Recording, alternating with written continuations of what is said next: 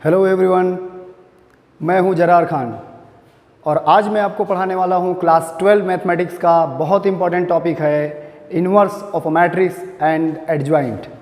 Student, before going to start anything, first of all I want to tell you, if you are new on the channel, please subscribe it and share with others and for the latest update. ठीक है, जिससे क्या होगा कि जब हम नई video upload करेंगे तो वो आप तक आसानी से पहुंच जाएगी और आप उसका फ़ायदा ले पाएंगे। ठीक है, तो स्टूडेंट्स टाइम नहीं वेस्ट करते हैं और स्टार्ट करते हैं आज का टॉपिक। आज हम लोग पढ़ने वाले हैं कि मैट्रिक्स का एडजॉइंट क्या होता है और मैट्रिक्स का इन्वर्स कैसे फाइंड आउट करते हैं।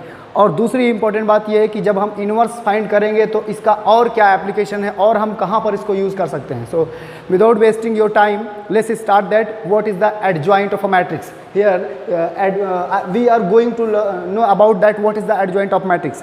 आपने मैट्रिक्स के बारे में पढ़ के रखा है कि मैट्रिक्स एक अरेंजमेंट है। आपने ये भी पढ़ के रखा है कि मैट्रिक्स का ट्रांसपोज क्या होता है। आपको मैट्रिक्स के चैप्टर में बताया गया था कि transpose of matrix means to interchange row and column of the matrix. किसी भी मैट्रिक्स के रो और कॉलम को अगर बदल दें तो जो नई मैट्रिक्स बनती है उसको ट्रांसपोज ऑफ द मैट्रिक्स बोलते हैं, मैट्रिक्स का ट्रांसपोज बोलते हैं। ये बात आप पहले से जानते हैं। ठीक है, तो यहाँ पर जब हम बात करते हैं एडजॉइंट की, एंड वन थिंग, इससे पहले वाला जो लेक्चर था माइनर और कोफैक्टर का, जो मैं उसकी लिंक डिस्क्रिप्शन में डाल दूंगा, आप अगर उसको नहीं देखें तो वहाँ जाके उसको पहले देख लें।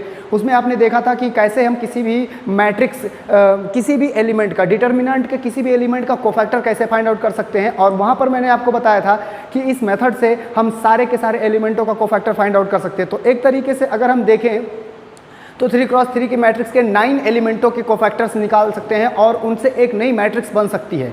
तो स्टूडेंट, हम यहाँ पर बात करेंगे एडजॉइंट की। एडजॉइंट का मतलब है कि हमारे पास जो भी मैट्रिक्स है, सबसे पहले उसके सभी एलिमेंटों का कोफैक्टर निकालेंगे और उस कोफैक्टर से बनने वाली एक मैट्रिक्स कंस्ट्रक्ट करेंगे और उस मैट्रिक्स का ट्रांसपोज जो होगा वो ट्रांसपोज डिफाइन करेगा एडजॉइंट को। जैसे मैं आपको बताऊँ कि अगर हमारे पास कोई मैट्रिक्स है ए, कोई भी मैट्रिक्स है, भी एनी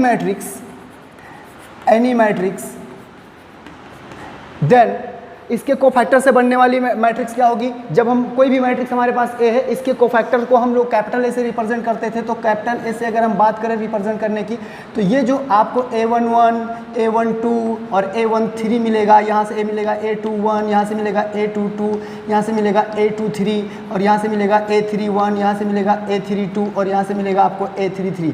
ये एक मैट्रिक्स होगी जिसको कोफैक्टर मैट्रिक्स कहेंगे। कोफैक्टर निकालने का तरीका फिर से मैं आपको बता रहा हूँ, डिस्क्रिप्शन में लिंक है, आप वहाँ से जाके उसको देख लेंगे तो आप समझ जाएंगे कि किसी भी मैट्रिक्स का कोफैक्टर कैसे निकालेंगे डिटरमिनेंट का। ठीक है, अब ये एक कोफैक्टर मैट्रिक्स बन के तैयार होगी। अगर हमको एडजॉइंट डिफाइन करना है, इस मैट्रिक्स का एडजॉइंट लिखना है, एडजॉइंट ऑफ ए, तो आपको करना क्या होगा कि आप इसके कोफैक्टर मैट्रिक्स का ट्रांसपोज ले लेंगे, मतलब इसको चेंज कर देंगे, तो इस तरीके से एडजॉइंट निकल आएगा। स्टूडेंट्स, हम बात करेंगे, हमारे लिए यहाँ का जो सबसे मेन टॉपिक है वो इनवर्स ऑफ मैट्रिक्स है। मैट्रिक्स के इनवर्स को समझने के लिए मैं आपको एडजॉइंट निकालना सिखा रहा हूँ, जो आप समझ सकते हैं कि सबसे पहले हम लोग जो मैट्रिक्स हमारे पास है उसका कोफैक्टर निकालेंगे, कोफैक्टर मैट्रिक्स बनाएंगे, उसका ट्रांसपोज लेंगे, एडजॉइंट आएगा। अब बात करते हैं कि इनवर्स क्या होता है। देखिए, इनवर्स, किसी मैट्रिक्स का इन्वर्स जब भी एग्जिस्ट करेगा जब वो इन्वर्टेबल हो। इन्वर्टेबल मींस एक और मैट्रिक्स एग्जिस्ट करे। जैसे हमारे पास, मैं आपको एग्जांपल के लिए बताता हूँ, अगर हमारे पास एक मैट्रिक्स ए है, हम कहते हैं कि इसका इन्वर्स एग्जिस्ट करेगा कि नहीं करेगा, तो हम आप सबसे पहले दो बातों को बहुत श्योर करेंगे कि इसका मॉडुलस जो है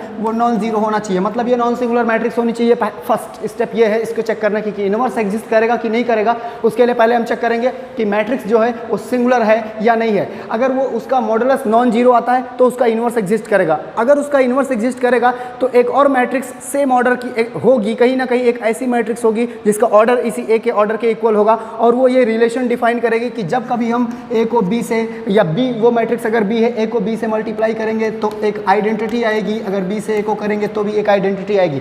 तो इस तरीके से ये जो बी है वो इन्वर्स है किसका, B is the inverse of A, B A का इन्वर्स है, इन्वर्स ऑफ ए। या कभी कभी हम इसको इस तरह लिखते हैं, A inverse equal to be. तो इन्वर्स मीन्स अगर हमारे पास कोई मैट्रिक्स ए है उसके इन्वर्स का मतलब होगा कि अगर वो इन्वर्टेबल हो। इन्वर्टेबल का मतलब एक मैट्रिक्स ऐसे एग्जिस्ट करे जिसके साथ ये रिलेशन बनाता हो, तो उसको इन्वर्स कहते हैं। उसका इन्वर्स ऑफ ए बोलेंगे। उसको लिखने का तरीका ये है और फाइंड आउट करने का तरीका आपको मैं अभी बता देता हूँ। ठीक है, जैसे सपोज कर लीजिए कि आपको कोई मैट्रिक्स मिली हुई है and you want to find the inverse of A, तो हमारे पास एक फॉर्मूला होता है, जो फॉर्मूला हम यहाँ पर लिख देते हैं, A inverse will equal to 1/मॉडुलस A and into adjoint A. इस फॉर्मूले का यूज़ करके हम किसी भी मैट्रिक्स का इन्वर्स निकाल सकते हैं। कि मैट्रिक्स के इन्वर्स का एक और यूज़ होता है, जो हमारे पास लीनियर इक्वेशन होते हैं इन 3 वेरिएबल, हम उनको सॉल्व करने में मैट्रिक्स के इन्वर्स का हेल्प ले सकते हैं, और मैं आज वही करने वाला हूँ। मैं आपको सिखाऊंगा कि इस इक्वेशन को कैसे सॉल्व करेंगे, जिसमें मैट्रिक्स के इन्वर्स का यूज़ करेंगे, इन्वर्स फाइंड करेंगे और उसके हेल्प से हम XYZ की वैल्यू निकालेंगे। ये क्वेश्चन आपको 6 मार्क्स का बोर्ड एग्जाम में मिलेगा, तो उसके लिए आप तैयार रहें कि आप इसका यूज़ करेंगे बोर्ड एग्जाम में के लिए और उसको समझेंगे और ऐसे क्वेश्चंस की और प्रैक्टिस करेंगे। ठीक है, तो चलो समझते हैं कि कैसे हम इसका इन्वर्स फाइंड आउट करेंगे। ठीक है स्टूडेंट, सबसे पहले आप ये देखेंगे कि आपको इक्वेशन गिवन होंगे, लीनियर इक्वेशन गिवन होंगे, एक सिस्टम गिवन होगा, जैसे कि यहाँ पर आप देख रहे हैं 1 2 3 3 इक्वेशन 3 वेरिएबल। हम इनको सॉल्व कर सकते हैं with the help of the elimination method और भी मेथड से, पर हम यहाँ पर मैट्रिक्स से सॉल्व करेंगे। तो सबसे पहला काम स्टेप क्या होगा कि जो भी हमें इक्वेशन गिवन होगा उसको हम लेट करेंगे इस तरीके से, ax = b के फॉर्म में। सबसे पहले ये लिखेंगे, अभी मैं आपको समझाता हूँ कि ये क्या है। ठीक है, ax = b के फॉर्म में, और यहाँ से हम एक और रिलेशन निकालेंगे, x = a इनवर्स b। मैं आपको वो कॉन्सेप्ट बता रहा हूँ जिससे हम किसी मैट्रिक्स का इनवर्स फाइंड आउट कर सकते हैं, जिससे हम किसी लीनियर इक्वेशन को सॉल्व करके XYZ की वैल्यू निकाल सकते हैं। ठीक है, तो आपने देखा स्टूडेंट्स कि हम सबसे पहले ax = b लिखेंगे। चलो पहले ये समझते हैं कि यह है क्या। इसमें आप यहाँ से समझेंगे स्टूडेंट्स, ये जो 2 -3 5 3 2 -4, यहाँ पर 1 है, यहाँ पर -2 है, यहाँ पर 1 है, यहाँ पर -2 है, ये जो चीज़ें आप लिखी हुई हैं इनसे हम एक मैट्रिक्स बनाएंगे जो इस तरीके से होगा। देखिए आप इसको बहुत ध्यान से समझेंगे। जैसे ये है, यहाँ पर है 2 और फिर -3, फिर यहाँ पर आपको मिल जाएगा 5, फिर आपको यहाँ पर मिल जाएगा 3, फिर आपको यहाँ पर मिल जाएगा 1, यहाँ पर आपको मिलेगा 2, यहाँ पर मिलेगा -4 और यहाँ पर आपको मिलने वाला है 1 और यहाँ पर मिलने वाला है -2। तो ये तो आपने देखा, ये हो गया a। अब हमें x की बात करनी है, तो x का मतलब यहाँ पर आप देख रहे हैं कि वेरिएबल क्या है, x y z। और फिर हमें b की बात करनी है, और b हमारे पास कितना है, 11 -5 और -3, 11 -5 और -3। तो बच्चों हम सबसे पहले इस तरीके से लिखेंगे। ठीक है, दूसरी बात आपको ये समझना होगा कि ये कैसे हो गया। इसमें हमने दोनों तरफ a इनवर्स ऑपरेट कर दिया है, जिसकी वजह से यहाँ का a इनवर्स कैंसिल हो गया, आइडेंटिटी आ गई और ये रिजल्ट। अब वहाँ से आप क्या करेंगे, जब आपने उसको इस तरह लिख लिया तो आप वहाँ से इस इक्वेशन को स्टार बनाए रहिए, बहुत इंपॉर्टेंट है। आप वहाँ से a यहाँ पर लिख लीजिए, a जो मैट्रिक्स a बन रही है वो लिख लीजिए। a का मतलब है यहाँ पर वेरिएबल के कोफिशिएंट से बनने वाली matrix a1 a11 a12 a13 b11 b21 b2 या a21 a22 a23 a31 a32 a33, ये एलिमेंट आप इसको यहाँ पर लिख लें। तो आप देखेंगे ये 2 है, -3 है, 5 है, 3 है, 2 है, -4 है और 1 है और 1 है और -2 है। ये रिजल्ट आ गया। सबसे पहले आप क्या करेंगे, मॉडुलस फाइंड करेंगे। मॉडुलस फाइंड करने का मतलब है डिटर्मिनेंट को सॉल्व करना, जो आपको पहले लेक्चर में सिखाया गया था कि किसी भी डिटर्मिनेंट की वैल्यू कैसे कैलकुलेट करेंगे। 3 क्रॉस 3 ऑर्डर के डिटर्मिनेंट को सॉल्व करना भी, और 2 ऑर्डर के, उसकी लिंक भी डिस्क्रिप्शन में है, आप वहां से जाके देख लेंगे कि डिटर्मिनेंट ओपन कैसे करते हैं। तो चलो मैं आपको सिखाता हूं कि इसका हम डिटर्मिनेंट कैसे कैलकुलेट करेंगे। वो एकदम सिंपल है। आप यहाँ से 2 लीजिए और ये जिस भी रो में है और जिस भी कॉलम में उसको डिलीट कर दीजिए, जो बचे उनको क्रॉस मल्टीप्लाई करें तो आप देखेंगे ये यहाँ पर है, यहाँ पर है, ये हो जाएगा -4 और +4। फिर आप देखेंगे ये माइनस है और आपको पता है अल्टरनेट यहाँ पर प्लस आता है, यहाँ माइनस और यहाँ पर प्लस आता है, तो ये दोनों नेगेटिव मिलकर पॉजिटिव हो जाएगा, यहाँ पर 3 आएगा और जब इसको डिलीट करेंगे तो -6 और +4 आएगा। और इसी तरीके से अगर हम देखें तो +5 होगा और यहाँ पर डिलीट करेंगे तो 3 - 2। अब इसको और सिंप्लीफाई करते हैं, 0 यहाँ पर आ जाएगा +3 × -2 और यहाँ पर आ जाएगा +5। फाइनल जो आंसर आपका आने वाला है -1 है, जो 0 के इक्वल नहीं है। ये सबसे इंपॉर्टेंट बात निकल कर आ गई। इसका मतलब है कि जो हमारे पास यहाँ इक्वेशन है उसका सोल्यूशन एग्जिस्ट करेगा, इन्वर्स निकलेगा तो सोल्यूशन एग्जिस्ट करेगा। अब स्टूडेंट इसके बाद जो नेक्स्ट है वो ये है कि ये जो मैट्रिक्स है इसके सभी एलिमेंटों का कोफैक्टर निकालना है और कोफैक्टर मैट्रिक्स तैयार करनी है। और आप जानते हैं ऐसा क्यों करने वाले हैं, क्योंकि हमें चाहिए एडजॉइंट, और एडजॉइंट का मतलब होता है transpose of the cofactor matrix. चलो स्टार्ट करते हैं, कोफैक्टर्स फाइंड आउट करना शुरू करते हैं। जैसे मैं सबसे पहले कोफैक्टर फाइंड करता हूँ पहले एलिमेंट की, तो आपको पता है कि कोफैक्टर फाइंड आउट करने का तरीका था ये, जिस भी पोजीशन में है उसकी पावर को ऐड करेंगे। अब आप देखें यहाँ पर ये डिलीट हो जाएगा, ये डिलीट हो जाएगा, क्या बचेगा -4 + 4 इक्वल टू कितना आएगा 0। फिर हम बात करेंगे A12 की। A12 में आप देखेंगे यहाँ पर प्लस आएगा, 1 + 2, तो ये लास्ट में माइनस बचेगा, ये डिलीट हो गया और ये डिलीट हो गया। मल्टीप्लाई करें, -6 और +4, इक्वल टू आंसर कितना बचेगा, यहाँ पर देखिए -2 बचेगा और ये नेगेटिव, तो कुल मिलाकर ये 2 हो जाएगा। फिर हम देखेंगे A13 को, इसको बहुत ध्यान से करेंगे, यहाँ पर रॉन्ग होने के चांसेस बहुत होते हैं क्योंकि ये लेंदी है, मुश्किल नहीं है, लेंदी है, ठीक है। तो A13 में आप ये डिलीट किए और वहाँ पर देखिए plus minus plus then minus then plus then plus के बाद then minus plus and sorry देखिए यहाँ पर प्लस फिर माइनस और फिर प्लस, फिर से यहाँ से माइनस स्टार्ट होगा, ये प्लस होगा और ये माइनस, ये प्लस और यहाँ पर माइनस और ये प्लस। ये साइन आप दिमाग में रखें, बार बार मुझे लिखना ना पड़े, ठीक है। तो A13 प्लस है, अब प्लस में आप देखिए ये डिलीट और ये डिलीट, तो बचेगा कितना, ये देखिए 3 और -2, 3 -2 इक्वल टू 1। अब यहाँ पर आ जाइए, दूसरे वाले पर आ जाइए, तो A22 A21 सभी एलिमेंटों का निकालना है, ध्यान रखें। तो ये सेकंड रो में है, सेकंड रो में है, तो सेकंड रो को डिलीट करेंगे और फर्स्ट कॉलम को डिलीट करेंगे। सेकंड रो डिलीट और फर्स्ट कॉलम डिलीट, तो ये इसको मल्टीप्लाई करेगा और आप देख रहे हैं कि यहाँ पर नेगेटिव है तो एक नेगेटिव आएगा, और जब ऐसे करेंगे और ऐसे तो ये इसको मल्टीप्लाई करेगा तो यहाँ पर 6 आएगा, और फिर ये इसको मल्टीप्लाई करेगा तो यहाँ पर -5 आएगा। सारी बातों को एकदम क्लियर रखिएगा, ठीक है। ये सेकंड रो डिलीट और फर्स्ट कॉलम डिलीट, -6 हो गया और ये जो है 5 हो गया। यहाँ से वैल्यू आपको मिलने वाली है -1। अब आप देखेंगे A22 मीन्स ये, तो सेकंड रो और सेकंड कॉलम, तो -2 यहाँ पर -4 आएगा और यहाँ पर -5 आएगा, इक्वल टू -9 यहाँ पर प्लस, क्योंकि 2 + 2 = 4 पॉजिटिव। A23 मीन्स यहाँ पर third column second row multiply करेंगे तो ये नेगेटिव के साथ आएगा 2 एंड देन +3 इक्वल टू -5, ठीक है। अभी हमारे पास एक रो पूरी कंप्लीट बची हुई है, वो ये है। देखेंगे इसको कैसे करेंगे। A31 मीन्स फर्स्ट रो, ये एलिमेंट देखें, सॉरी फर्स्ट कॉलम और थर्ड रो, और ये पॉजिटिव आएगा, तो जब ये डिलीट हो जाएगा तो ये हो जाएगा 12 हो जाएगा। देखिए माइनस माइनस प्लस 12 और -5 × 10 हो जाएगा। ये देख रिजल्ट अपना ध्यान से देखते रहिए। तो देखें ये यहाँ से डिलीट और ये यहाँ से डिलीट, ठीक है, ये डिलीट हो गया और हम लोगों ने माइनस माइनस प्लस मल्टीप्लाई कर लिया, ये ऐसे कुछ है, ठीक है। अब यहाँ पर एक चीज़ यहाँ पर देखने वाली ये है, ये डिलीट हो गया तो -4, ठीक है। तो ये रिज़ल्ट हमारे पास जो आएगा वो आएगा 2।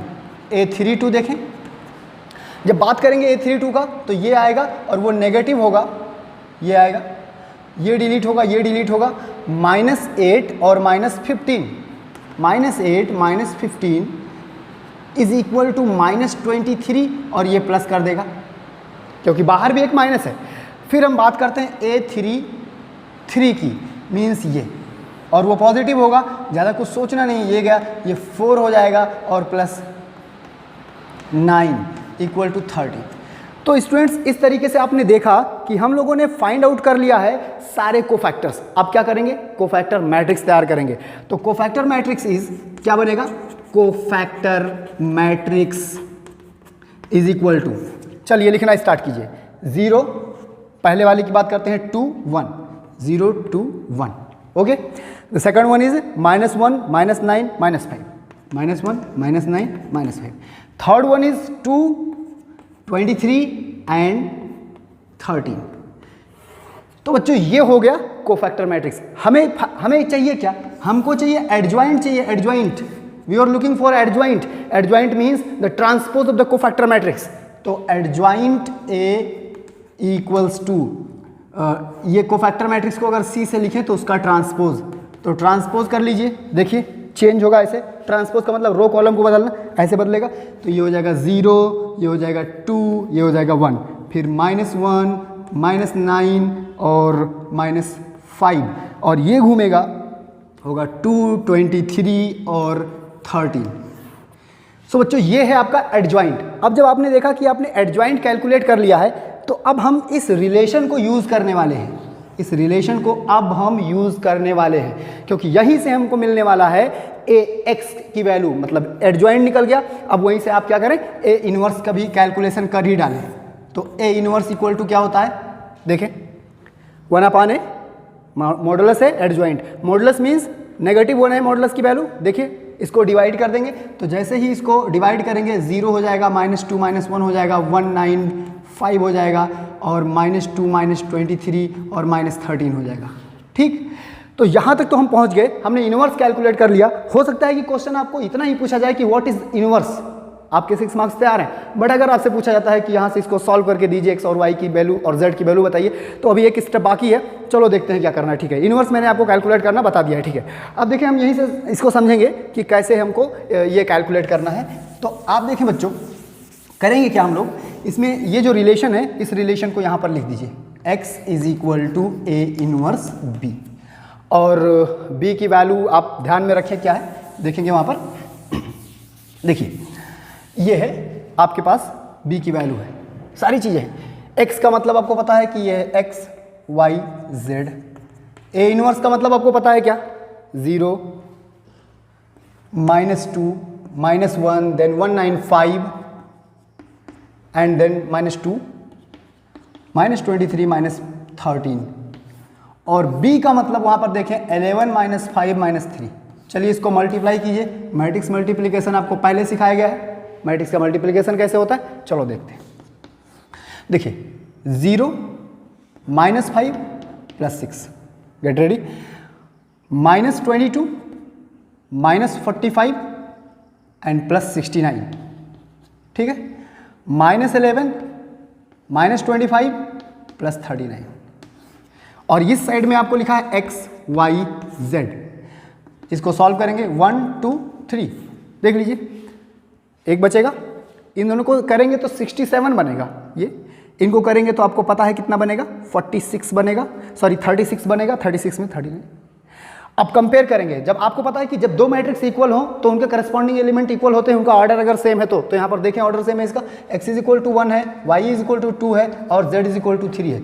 तो आप देखिए कि आपने एक ही कॉन्सेप्ट से बोर्ड के लिए दो तैयारी कर ली है। अगर आपको इन्वर्स निकालना है तो भी आपको यही करना है, और अगर आपको इक्वेशन सॉल्व करने हैं तो भी आपको यही करना है। तो ये था आज का टॉपिक, ठीक है। अब हम इसके बाद इस चैप्टर में हम, अगर आपको कोई डाउट है तो पूछेंगे, ये लास्ट इसका था टॉपिक जो है इन्वर्स फाइंड आउट करना, ठीक है। अगर आपको नीड है तो आप कमेंट कर सकते हैं, अगर आपको एक्सरसाइज की जरूरत है एनसीईआरटी सोल्यूशन की तो उसकी वीडियो अपलोड कर देंगे।